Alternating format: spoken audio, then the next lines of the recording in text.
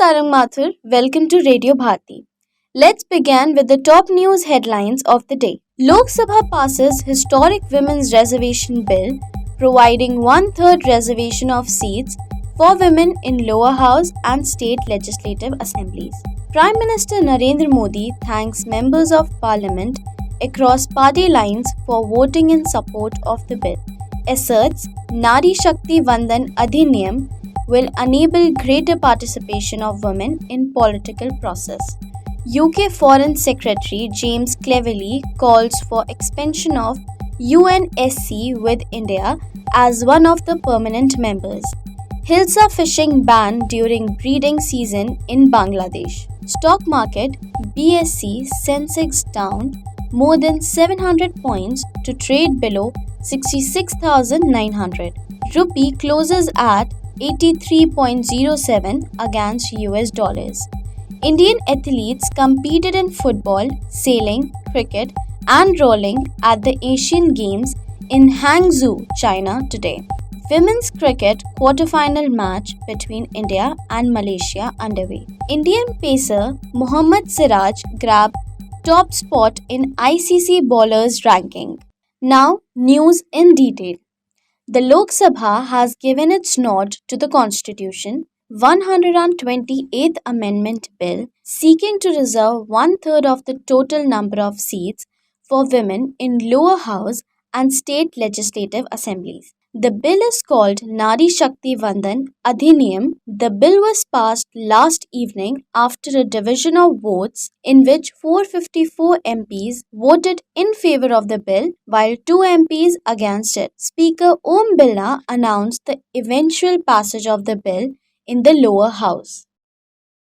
Prime Minister Narendra Modi has expressed delight at the passage of the bill in the lower house of parliament with such phenomenal support. In a social media post, Mr. Modi thanked MPs of across the party lines who voted in support of the bill. He said the Nari Shakti Vandan Adhiniyam is a historic legislation which will further boost women empowerment and will enable even greater participation of women in political process.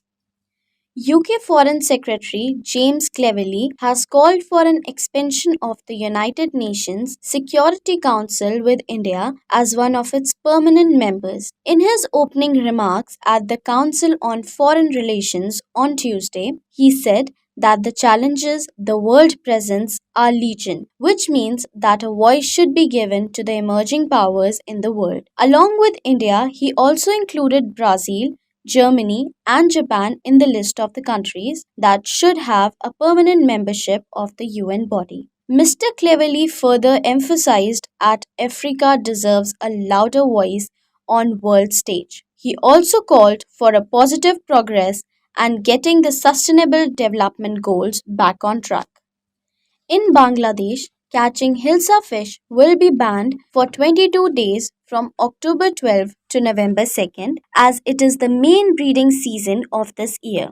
Hilsa is a national fish of Bangladesh and one of the geographical indications product in the country. The decision was taken in a meeting of National Task Force Committee on Hilsa Resource Development at Matsya Bhavan in Dhaka today, said a press release. During the period of ban, procurement, domestic equity benchmarks Nifty 50 and Sensex on Wednesday opened lower. Except for power, all other, the BSE Sensex was down more than 700 points to trade below 66,900. The NSE Nifty also fell more than 200 points to trade below 20,000 a short while ago.